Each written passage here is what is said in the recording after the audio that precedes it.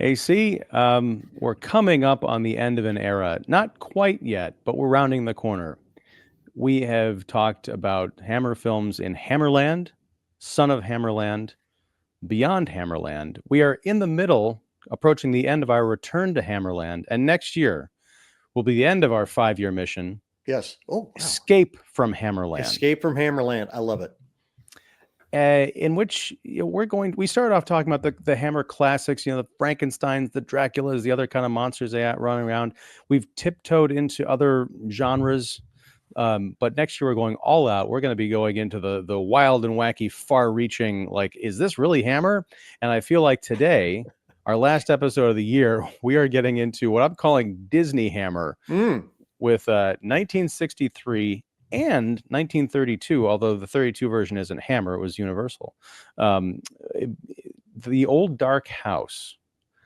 I don't know what the hell I just watched, but I can't wait to discuss it with you because I was alternately bored to tears, fascinated, and dying for a remake. I know Hammer Studios is kind of quote unquote back in some capacity. I think it'd be great to do this up as like a modern day, almost like a modern day version of Clue, but with, kind of the horror elements and the basic story we have in the Old Dark House. So first of all, AC, how are you doing? I'm doing great. Welcome and thanks. It's been a wild ride. It's funny to hear you kind of like lay out our journey here that yes, it's been 4 years in that, like we went to kind of Hammer you, and now we're doing an extra bonus year because we were talking that this might be the final go round.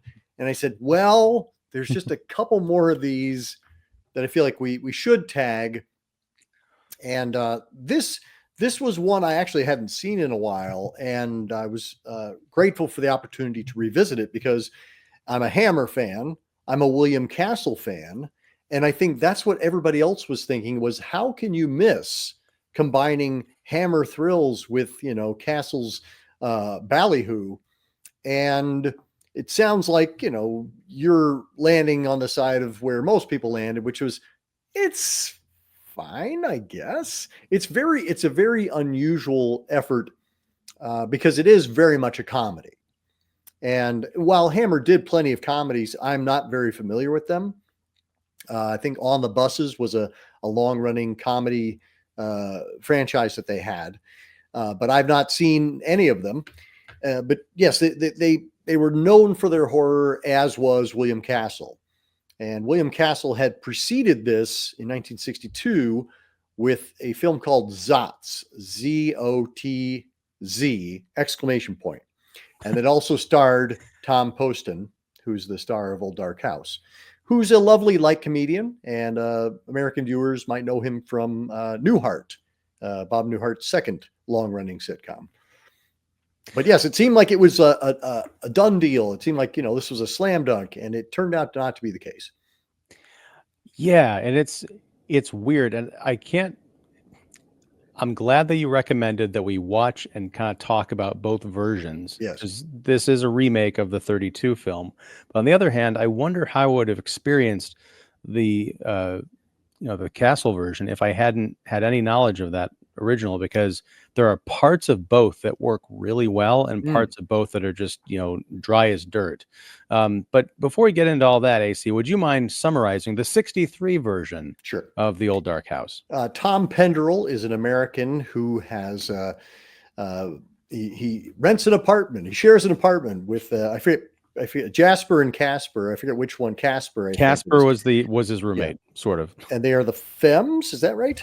Mm-hmm. Yeah, I couldn't remember if it was the same family name, but yes, the Casper Femme, played by Peter Bull, who people would know from Dr. Strangelove. He asks Tom to drive the car down to the Femme estate, and Tom obliges, and he ends up and meets the entire Femme clan, and they have a very particular custom in that none of them are allowed to leave the house for any extended amount of time. And they all have to reconvene at 11 o'clock every single night, or else they forfeit their portion of the Femme family fortune. Say that 12 times fast. But yes, and then as Tom shows up, he finds out that Casper is actually deceased. He has kicked the bucket in the short interim since last we saw him. And but he falls in with a variety of the femme folks, including a couple of lovely femmes, Morgana and I forget who, Janet Scott's Cecily, Janet Scott's character. But also we have Robert Morley. He's kind of the patriarch, but he's just the uncle, really. But yes, it's populated with some wonderful character actors. Everybody is pretty deft at their comedy, and so you do kind of wonder where things are falling short in terms of it not being a laugh a minute, which it clearly wants to be.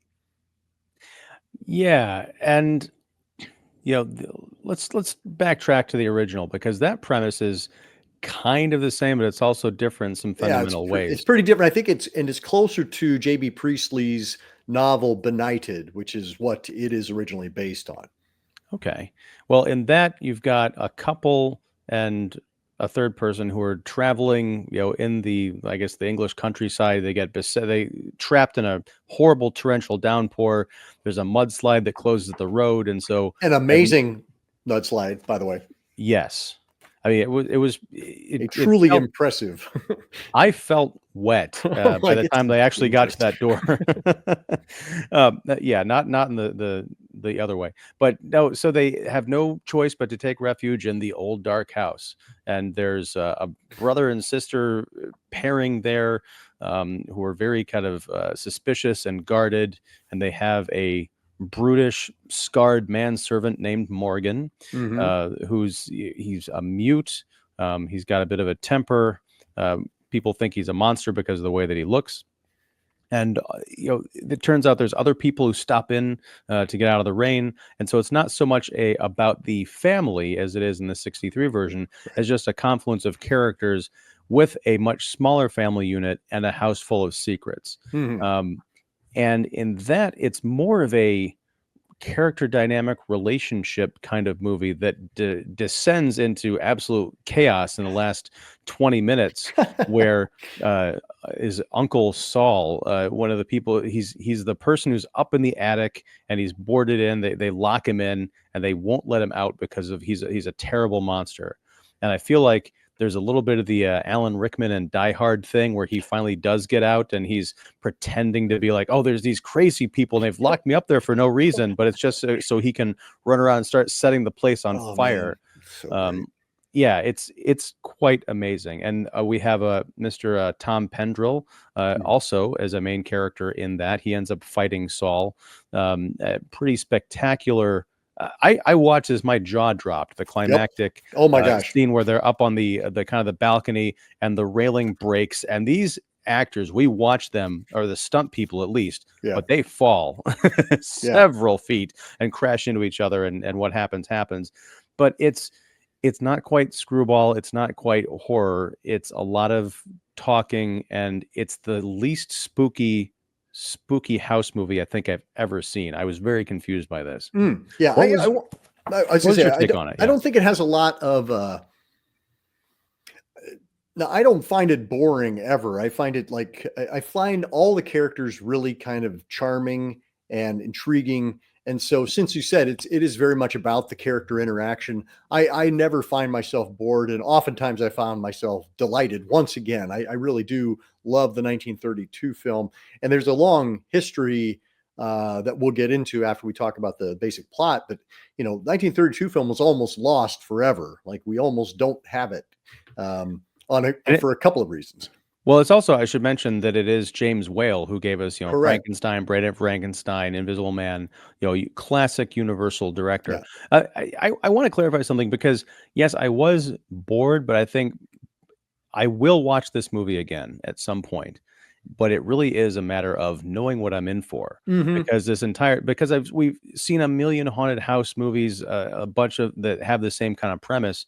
So I'm expecting, okay, we're going to get to the ghost or the killer or whatever, but none of that is revealed until like the last 20 minutes. And it's a shorter film, but it's an awful lot of time to, like, yes, these people are funny, the acting is great, they're interesting, but I thought I was watching a movie about a spooky house, not people Yeah. falling in love in a garage outside of a spooky house. Yeah, and it's not really a haunted house movie. No. I mean, it is. There's no ghosts. There's no supernatural elements at all. And I think you're right in that going into it, you would think, oh, if this is the classic old dark house, then this will be where all the tropes were born. And it turns out there's very little from this movie that got carried over into any other movies, which I love kind of its uniqueness in that regard. Yeah. But yes, I think it's not. It's no House of a Thousand Corpses. You're not going to be like, okay, now things go nuts. But yes, I do like the fact that it does keep kind of adding, sticks to the fire. Like people keep showing up and things keep being revealed, and you're like, what is happening here? And then again, when Saul gets out of his room and everybody's like, oh, you let Saul out. It's like, okay, and Morgan's drunk. Oh no, we can't have Morgan drunk. Well, especially because there's that play on expectations, because you hear about Saul before you see him, and like, oh, he's the monster that's locked in the Right. attic, and you're letting Morgan, who's the monster, who's in the the butler role. What does Saul look like? And Right. then you see the hand creeping down the banister, and like, oh, what horrors will be revealed? And it turns out it's just little old guy. Yeah, he's Like, a little. oh, until he turns into a complete psycho Yeah. and starts lighting the curtains on fire. Yeah, Sorry. Brember Wills is our actor playing Saul, and he's just, again, they saved him for last. And there are times when that fight is happening between him and Melvin Douglas, where I'm pretty confident Melvin Douglas doesn't know if he's in a real fight or not. Like Saul's just, or Brember Wills is just going bananas, and I can just see Melvin Douglas going, are we acting? We're still acting, right? Everything's fine. And yes, that fall, well, the fights in general, like I love when it's the 2 or 3 on 1, when they're trying to hold. I don't think we've said it yet, but Boris Karloff plays Morgan, our big mute butler. And it was right after his success as the Frankenstein monster. And it was another mute role in that regard. Thankfully, he would get to start talking soon in The Mummy and Sinister Dr. Fu Manchu. But anyway, yes, he watching Karloff like wrestle with these 3 guys as they're trying to shove him, into the kitchen. It's just, everything feels unhinged about this movie. Everything feels like it's like it could go anywhere, anytime. And I think that's also one of the things I love about it. Well, it's also, I think, worth studying, which I'm going to do next time I watch it, because I don't know if it's a camera angle or the actual size of the actors, but there's a scene where it's Karloff and there's 3 people on him. It looks like something out of a Batman comic book cover, Yeah, where he's just yeah. like attacking a bunch of street thugs, but he looks giant. And these other guys, you've seen them throughout the movie, they look like regular height people. And Right. if they're latching onto this guy, he's gonna swing him around. Like, is he actually 10 feet tall? What's going on? Right. And Karloff, I don't think he's an enormously huge guy. I think he was like 6'1" in real life. So he's not short, but he's certainly not the giant, 6'7" that they make him look like. Right. I also loved the I can't remember the name of she was the blonde heroine. Gloria Stuart is the actress, and Wait, she is Margaret. Not Gloria Stuart from Titanic. Yes, that Gloria Stuart. Yep. Wow. All right. No, but okay. Sorry. I got to. I'm so glad I got to see that moment just there. Yep. That's our old lady who threw the crystal in the ocean. But no, there's a scene where she's alone in her room and she starts making shadow puppets against the wall, and it's just kind of fun and charming. And then Morgan comes in and the shadow kind of changes, and you can see she's really distressed and kind of freaked out about it. And then she goes back down. If I remember, she goes back downstairs, and everyone's kind of the gathered. shadow puppet scene actually happens in the dining room. Oh, is that the dining? Okay. Yeah. Okay. But there's a great scene in her bedroom with the storm and the mirror, kind of like, the mirror, yes, messing with her reflection. And I wondered if that was supposed to be a warped mirror, or if that was supposed to be James Whale trying to show us how she was hallucinating these the distorted face in the mirror. Either way, it works, because it's you don't want to watch this thing at 3 a.m. with all the lights out, is all I'm saying. Or do you? Yeah, maybe that's the optimal way. But no, so I think we've kind of covered. I mean, like I said, it's a short movie. It's barely an hour and 10 minutes. But I think it's very effective, even though it is kind of dry in moments. And I think I'm gonna love it once I give it another shot. But that brings us to the very different take, just from the Yes. premise, or the setup of Old Dark House 63. We meet Tom Pendrell. He's trying to get into a casino, like a high rolling casino, to meet our Mr. Casper Fem. And there's a whole bunch of kind of shenanigans, and Tom Poston is very good. I miss the Newhart era, and I don't think I've seen much of what he's been in except for like little bits here and there. But Mhm. he's so good in this movie. He reminded me, it was like a cross between Don Knotts and Jimmy Stewart, strangely Yes, enough. that's a great analysis there. He's charming and funny, and kind of got this weird leading man quality to him, even though he doesn't have the It's got that traditional leading character man. face. Yeah, exactly. Right, but he's allowed to take center stage and kind of be the hero, and it's just so much fun to watch him work. But when he, as you mentioned, I think he's got this roommate Casper.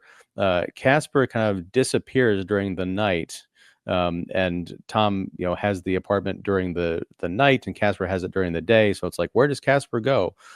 He's part of this house and this crazy family, and one by one the family starts dying off in kind of creative ways. We've got I don't know if she's the aunt, or I didn't keep track of these people except by their faces, right? Right. But she's the one who is constantly knitting, not knitting anything particular, just knitting, and she knits miles, right? Right. Her death scene was pretty graphic, I think, even for 63. We find her with the four knitting needles sticking out of her neck, almost like a skull and crossbones, and she's got this creepy, like, smile on her face. Like, what is going on here? There was That is one death. Agatha. That's her name, is Agatha. That's right, and I remember that because I'm glad you reminded me, because her name was Agatha, and then later on, one of the characters referred to someone named Mr. Harkness. I thought of Agatha Harkness from the Marvel comics.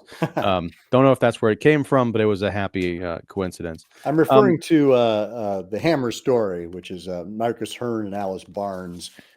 There's some really fun stuff in here that I wasn't aware of until I busted this back out again. So hopefully we'll get to talk about that as well. Just some of the well, behind the scenes stuff. let's jump into it. I mean, essentially, as you kind of mentioned, Tom finds himself in this house with these kind of crazy folks, and people start dying off, and he can't quite find out a way to leave, partially because there's a trap door at the front entrance that he cannot seem to Yep. avoid ever, including at the very end, which is this. I don't know if it's tragicomic or if it's a real horror moment, because you realize he's probably never getting out of this house, and Nope. he's going to become a fixture there. But yeah, a lot of colorful characters. It's a bigger cast, but it's a bigger cast of family rather than outsiders. He's pretty much the one guy, Right. and we do have a Morgan character, the mute brute who's constantly trying to attack Tom, partially because of Morgan's daughter, Morgana, Morgana. who Yep. we meet first. And I thought, oh, is this some kind of like a weird 1963 gender swapping character? It's very modern kind of sensibility or something. But no, Nope. it's two characters. And you think Cecily is the nice one, but plot twist, she's not, and that's about as far as I'll go. But yeah, there's some nice twists and turns. But again, I liked the setup. I thought it was kind of funny, but then there's just all these weird dead spots with these eccentric characters where I'm like, okay, we need to advance. We need to get going, because these guys are funny, but they're not 5 minutes of screen time funny. Yeah. And that's the thing. Like, it's a great observation because the characters are all eccentric and bizarre. The actors are all terrific. So I have to say, maybe it's the jokes, like it's the screenplay that isn't tight enough, doesn't supply enough, punchlines for them to actually deliver on. Because as I was watching, I was like, why isn't this working as well as it should, considering the talent that's on hand? I mean, William Castle, I think, was stronger as a horror director with a sense of fun, as opposed to his efforts as comic director. Like Zotz is that same kind of like slapsticky, very broad comedy. And I think what works best is his things like The Tingler, like House on Haunted Hill, where it's broadly drawn characters and situations, but they're played straight. They're not played for laughs, and they're inhabited by characters who are big and eccentric. People like Vincent Price, people like Alicia Cook Jr., that can fill that kind of melodrama, but without making kind of like winking at the camera. I mean, Tom Poston deserves an award for how many takes he can pull off in the middle of, like a 5-second period. Well, yeah, I don't know that when you're talking about the films of William Castle, I don't know if I've seen any. I don't think I've seen the original House on Haunted Hill. I saw the remake back in the 90s or whenever it was. Yep. Haven't seen The Tingler. I thought the Music Box does a legendary production every year, or I don't know if it's an annual event officially, but they bring back the kind of the seat rigged electric shocks, and it's supposed to be a real crowd pleaser. But yeah, I feel like that's a blind spot. So I don't have any reference for Castle. So you're saying that it's much more effective when it's kind of horror with a bit of, wry humor rather than trying to just be jokey. Well, he was also known for his kind of gimmicks and ballyhoo around the films themselves. I mean, you were just talking about in the Percepto, which is the airplane motors in the base of people's seats that would kind of vibrate to give the sense of, oh, I'm being attacked by the Tingler, or Emerjo, the skeleton that would come out in House of Haunted Hill, or the punishment pole in Mr. Sardonicus. There's all of these things that he would do in addition to what was happening on the screen.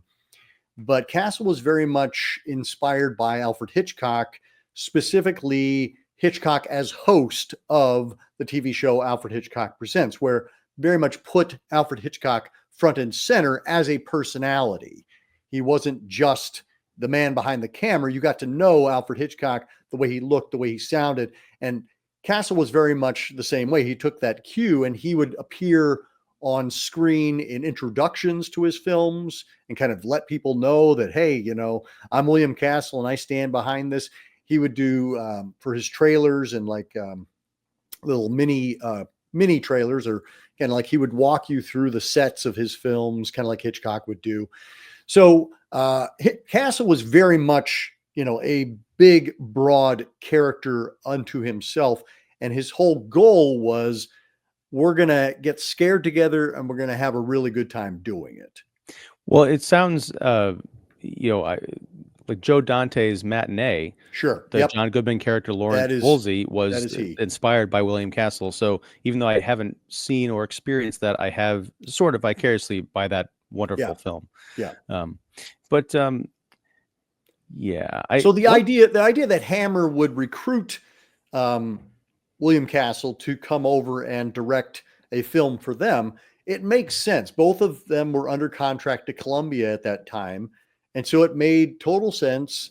And if you were looking at the opening credits, like you saw, a lot of our Hammer mainstays, Arthur Grant as our cinematographer, James Needs as our supervising editor, Bernard Robinson, so it's like we see the Hammer flavor there, and the color, is very bright and exciting. But again, Castle wasn't known for comedy. Hammer wasn't known for comedy. And so this is kind of a strange enterprise for both of them, especially, you think, let's put the king of the gimmicks together with, Hammer horror and make a really fun, scary movie. But that's not what they ended up doing. Yeah, they should have something like blood buckets rigged to the ceiling or something to drench people. But no, I mean, speaking of those opening credits, they're against these colorful painted backgrounds, and all of a sudden you see this real hand come into the frame with a paintbrush painting illustrations by Charles Adams. That was a lot of fun, and I wish there'd been more of that kind of spirit throughout the movie, because it was kind of cute and deft, and a knowing nod for horror aficionados. Sure. But it wasn't clanking over the head. Like, I mean, there's literally a confrontation at the end between Morgan and Tom, where one of them is like scrambling over a pile of coal in the basement, and they're doing the thing like in the Bugs Bunny cartoons where their feet are like just can't get a foothold, but they're running in circles. And then later Morgan shows up because he got hit in the head with a shovel by his daughter. He's got a giant, almost literal cartoon lump on his head. I'm sure it's surprising to have like one of those medicine cold presses on his noggin. Yeah, it's very broad, like all the comedy's very broad here. So yeah, it's a curious effort, and I think that was when we talked about what we should wrap up the year with. I was like, well, this is a true curiosity, and this will make you want to escape from Hammerland. And so we'll kick off our beginning of the end with Old Dark House. But I'm really glad that you were able to pair the Universal original with it, because there's such different films. It's not a redundant experience in any manner. Like they're two completely different movies. And I think part of my frustration overall is that I think if you take the elements from both that work and combine them into one super film, which is why I wouldn't be opposed to someone remaking it, but remaking it in a way that is earnest in the sense of trying to make a true horror comedy rather than a retro thing like, hey, we're going to set this in the 60s and it's going to be all fun and like, love beads, man. None of that nonsense. Or in the 30s, heaven forbid, everyone's got these overwrought, mid-Atlantic accents or British accents. No, I like Old Dark House 63 more as we talk about it, because I think I need to watch it again, possibly on a double bill. I would love to see these on a big screen as a double feature.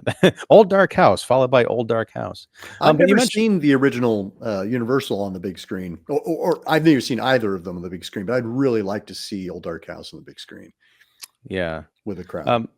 But you mentioned you've got some trivia, some behind the scenes stuff that might enrich our conversation. There's trivia for both of these, actually. So the original Old Dark House, 1932, the rights, Universal's rights for the J.B. Priestley novel lapsed in, I think, 1957, 58, 59, somewhere in there. And William Castle snapped them up. And what that meant, I think it must have been 57, because what that meant was they no longer had rights to distribute their film. That was part of the deal, was that because there was going to be a remake and therefore you couldn't release the original because it would, compete or conflict in people's minds. And so Old Dark House did not get to be part of the shock theater package that was sold to TV stations, and that was where everybody met the Universal Classics and several other films. And so it kind of fell by the wayside in that regard. But then with William Castle's owning the rights, Universal couldn't play Old Dark House for the longest time and just sat in their vaults and rotted. And it wasn't until Curtis Harrington went, I love that movie. Where is it? And he went on a quest to save the Old Dark House. And he scoured and scoured, and Universal's like, we don't know. We don't know where it's at, and he kept looking and he kept poking and he kept pushing, and he would not give up until he finally found all the reels, which were just unmarked and like just hanging out in the basement somewhere. And he cajoled the Museum of Modern Art, I believe, Eastman Color, Universal, to pick up the tab of restoring the film. And it is now available on Blu-ray and DVD and things like that. But were it not for Curtis Harrington, we would not have the Old Dark House today. I mean, that's amazing. And especially just going on that kind of crusade for the love of a film. And that's something, I don't know if he devoted his entire life to it, but I imagine it's not an insignificant investment, financially, emotionally. But no, I watched this on Tubi. I'm going to have to pick up the Blu-ray at some point, but it looked great. So when you tell me that it was almost lost and rotting in, basements, plural, I imagine it was probably sealed up because it doesn't look like there's any damage. It looked pretty pristine. Well, they had to go and recover like the original. I forget. There's a great little featurette on the Blu-ray from Cohen Media Group where he talks about his whole process of of recovering it. And it's really it's a great story. And hats off to Curtis Harrington, not just for making cool movies like Queen of Blood and things like that with Roger Corman. Corman's another person I have a blind spot for. I think I've seen more Corman than I have Castle, which is to say at least one. But and then for the Hammer version, I didn't realize when it was released, because Castle's films were almost exclusively in black and white. And for whatever reason, they shot it in color, and it was released in England in color, but they released a shortened version in black and white in the US. I don't know if that was just to stay on brand with the William Castle aesthetic, but yeah, the US audiences didn't see the color version until it hit home video. Wow. So wait, have you seen the black and white version? I've never seen the black and white version. I didn't know that until I was reading in my book, The Hammer Story. I brought my references just in case anybody calls me to task. Yeah. Oh man. At least the viewers care enough to call us out. That's right. right. That's right. And you out there, yes, you feel free to comment down below with praise or condemnation, however you see fit. Yes. But no, I mean that'd be interesting, because I was looking up. I don't know if there's a good home video release of any note for the 63 version, which is weird. I found one for 32, but it'd be interesting if they did one to have both versions available so you can compare and contrast. There was a William Castle box set released not too terribly long ago, and by that I mean maybe within the past 10 years. But also in that box set is the documentary called Spine Tingler, the William Castle story, which is a great documentary, and it kind of takes you through, his life and career. But yes, I remember 13 Ghosts and House on Haunted Hill, Tingler, all those are on there, and The Old Dark House. What was it about 1999 where they were remaking William Castle movies? Because 13 Ghosts and House on Haunted Hill, and well, because Dark Castle was created, Dark Castle Productions, and that was their mission, was they were going to redo a lot of these William Castle movies. And so yeah, we had things like you said, 13 Ghosts and House on Haunted Hill, and we also had Orphan. That's also a Dark Castle production, the one with Esther. I never put that together, AC. I'm gonna have to turn in my budding horror fan card, because damn it, I always just thought it was a cool idea for a production studio. I didn't realize it was associated with William Castle remakes. Yep. Wow. This means after Hammerland, we're gonna have to talk. I will drag you through William Castle. I will talk William Castle all day long. I also love Roger Corman, so either or both of those is a happy pool I will dive into.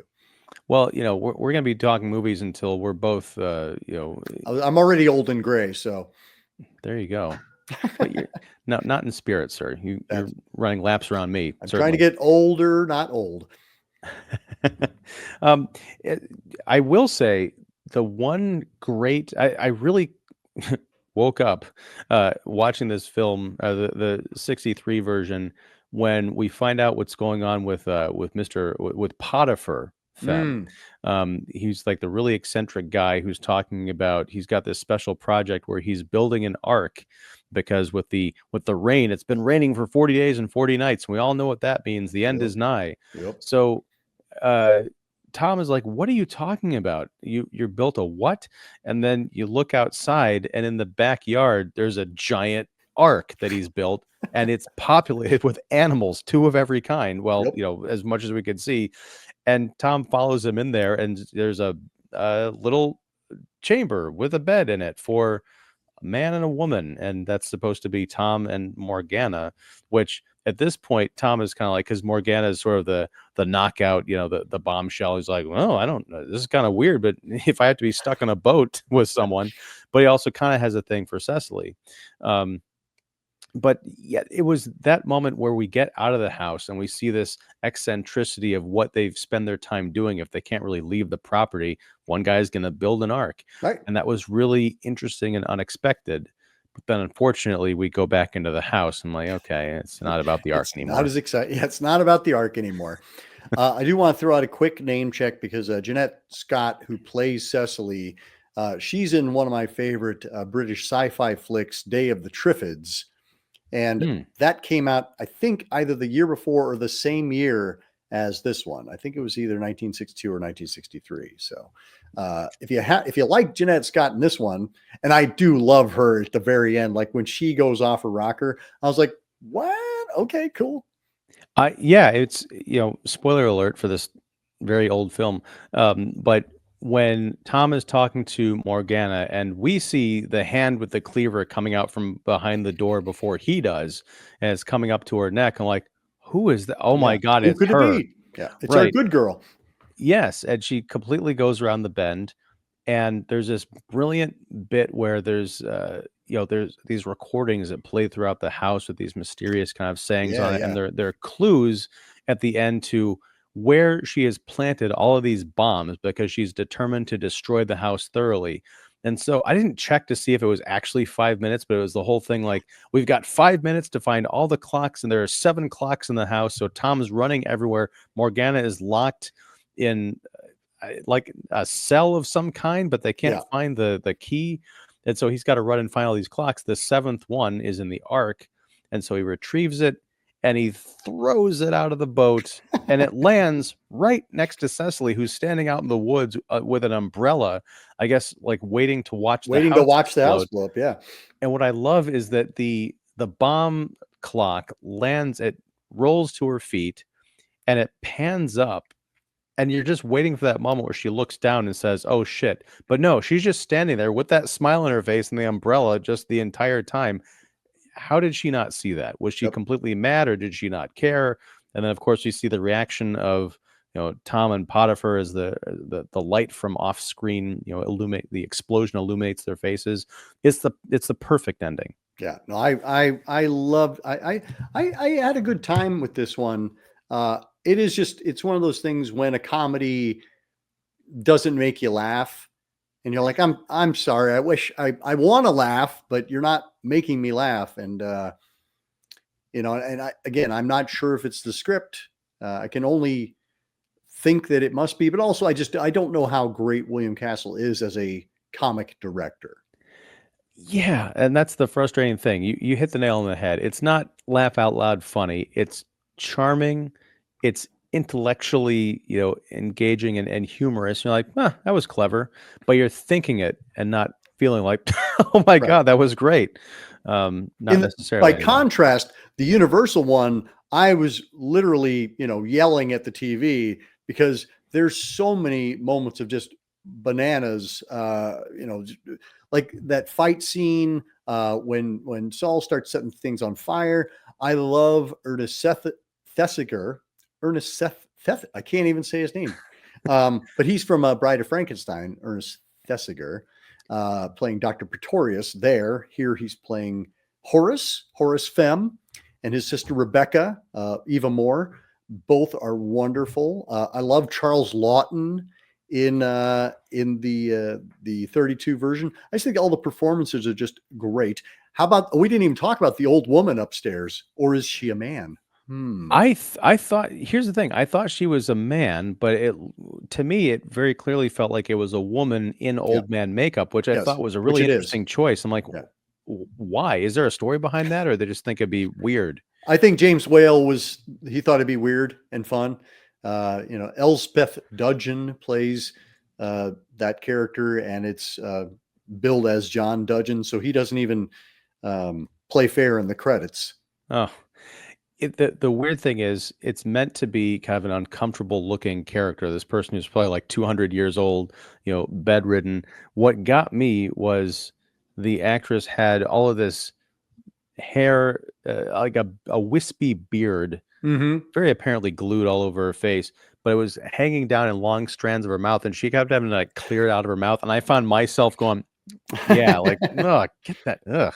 But she was very funny, and she's the one, I think, who introduces us to the idea of Saul in the attic and talking about how dangerous Yes. he is. So I do like that kind of progressive puzzle of a mystery. Like, what's in this house? Who are these people? There's someone upstairs. Now there's someone even further upstairs. Yeah. And they're all afraid of him. Why? You've got a monster running around, but you're afraid of the person that we haven't seen. Yeah, it's very clever. And there's two folks we haven't mentioned yet. One is Jack Pierce, who's our makeup master over at Universal. He's the one who designed the makeup for Karloff, which isn't as elaborate as his Frankenstein or mummy makeup, but it's still pretty effective. And then Lillian Bond, who plays Gladys Perkins, who is just a lovely, bright, shining moment throughout the movie. I love her interactions with everybody, but especially with Melvin Douglas. Well, and I really bought into their burgeoning romance. I did not want that. He had the right idea because they were kind of snuggled up in the car, getting to know each other in the garage, separate from the house. And I think he wanted to stay there, and she wanted to go back inside. And I was like, no, I could forget the horror. I know what I said earlier about expectations, but they were so charming together. I could have watched them just like the last 40 minutes, just them getting to know each other, and then they go off and get married when the sun comes up. Yeah, and I love how kind of like just blunt and straightforward they are with each other, in a way that real life couples never can be. It was really fun to watch.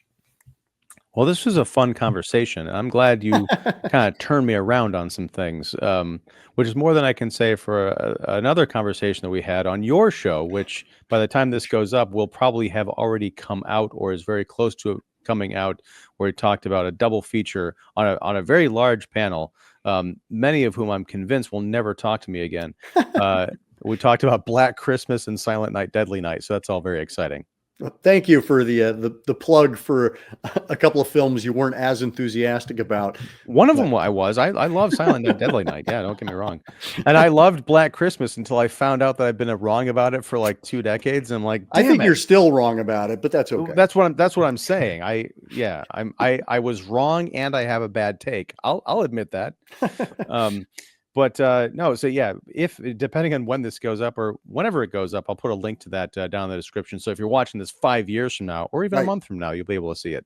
But AC, thank you again for going on this journey, this return to Hammerland with me. It's been a really fun year, even with going down to like half the number of episodes. I think I found a decent cadence, and we'll continue that next year as we escape from Hammerland and then go to places beyond. We've planted some seeds here, but yeah, it's been a blast, man. Thank you. Thank you. It's just been delightful revisiting these movies. I mean, in many ways, this is kind of what I do over at Horror 101 is, drag out the gems and revisit them anew. And it's been great, watching them with you, who most of these you haven't seen before, and to kind of experience them through your new eyes as well. So thanks. It's been really, I love being your co-pilot on these. So I'm looking forward to next year as well. Awesome.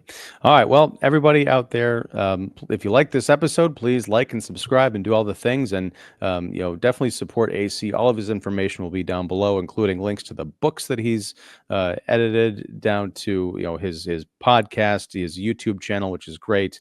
Lots of, wonderful weekly panel conversations about all sorts of movies. Your degree of planning in terms of laying out your schedule is great, but it's also obnoxious because I'm like, well, I wanted to talk about that movie, but you're gonna beat me to it. I don't want to step on toes. No, the more the merrier. Come on. Well, no, but you do so well with these panels. I'm like, okay, what else is there to say? But no. Well, thank you. Right. You're too kind, but I learned at the feet of the best. So. Well, when you find out who that is, or if you share that information with me, I greatly appreciate it. No, all right, man. Thank you very much. What? Oh, I was trying to point at you, but I was doing it the wrong way. That guy. 5 years. Mirror images are weird to me. Yeah, strange sorcery. All right. Well, we're gonna get out of here, everybody. Thank you for another great year. Happy holidays, happy New Year, and we'll see you in 2025. Until next time, whatever that is, take care.